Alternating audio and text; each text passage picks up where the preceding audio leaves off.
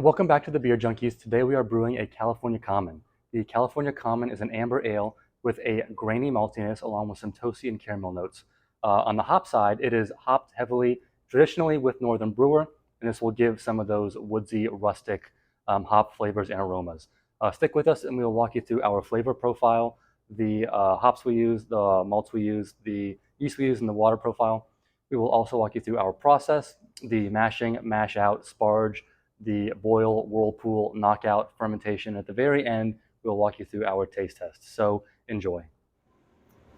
The water profile for the California Common is 50 parts per million of calcium, 15 parts per million of sodium, 110 parts per million of sulfate, and 50 parts per million of chloride.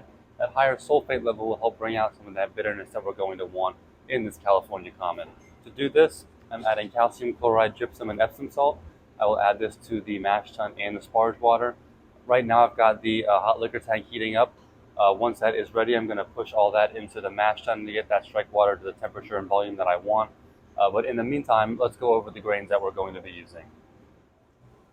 All right, these are the malts that we're going to be using. We have that nice crush with plenty of husk in there to build up that grain bed filter during the mash. For the grain selections, you're just going to want three different malts. You're going to want a pale malt, a Munich Malt, and a medium crystal.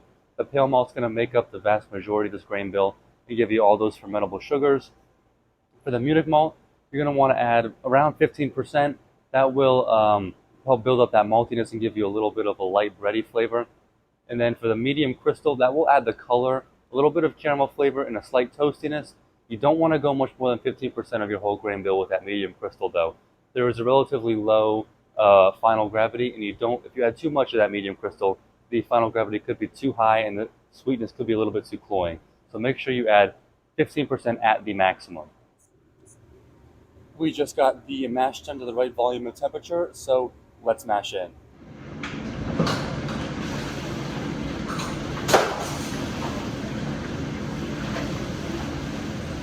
This is our mashing setup, pulling the wort from the bottom of the mash tun, pushing it through our wort pump into the lower herms, coming out of the upper herms, which is then recirculating through to maintain that temperature and set up that grain bed. We mash the California Common at 152 degrees Fahrenheit for 60 minutes. This will give us a nice mix of alpha and beta amylase to get a nice fermentable sugar profile. After that 60 minutes is up, we will be back for mash out. We just got some mash out, so we are keeping the same setup, pulling the wort from the bottom of the mash tun, pushing it through our wort pump into the lower herms, coming out of the upper herms. But now I am raising the temperature of the hot liquor tank to 176 degrees. This will raise the mash temperature up to about 168 degrees. It's already almost there. Once we get to 168 degrees, we will begin to sparge.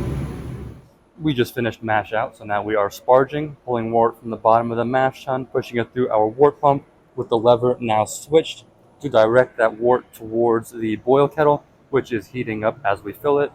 At the same time, we are pulling our brewing water, our sparge water from the hot liquor tank, pushing it through our wort pump, and then rinsing the residual sugars that are left in those grains. We just got to a boil. We will boil the wort for 90 minutes. And while this is boiling, let's go over the hops that we are going to use and when we're going to add them. For the California Common, the hops that are traditionally used are Northern Brewer. You don't have to use Northern Brewer, but you do not want to use a citrusy American hop. You want to use more of a traditional American hop that will add more of those woody, piney, rustic notes to your beer. I add 22 IBUs worth at 60 minutes, 15 IBUs worth at the 15-minute mark, and then 1 ounce per 5 gallons at flame out.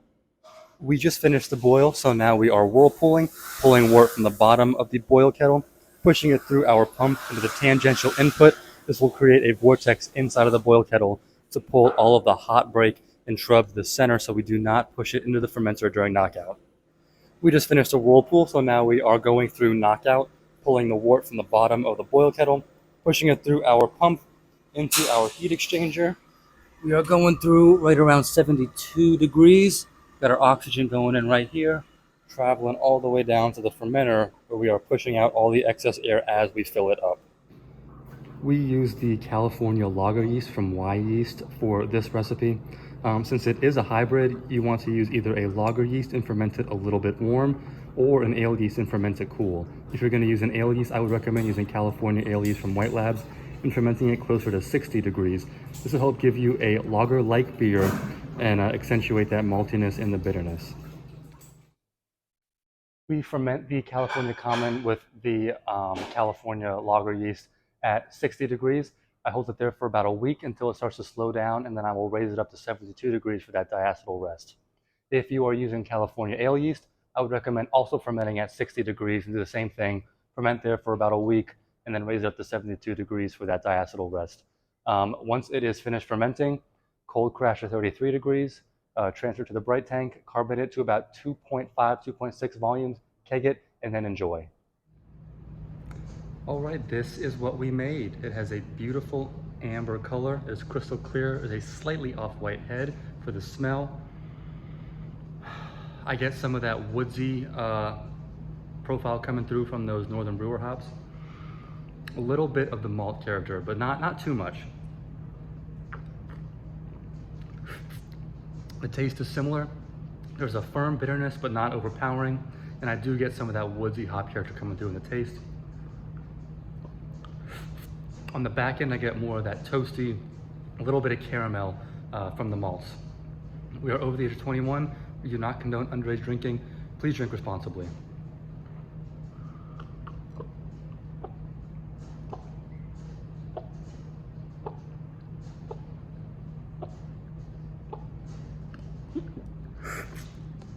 Cheers.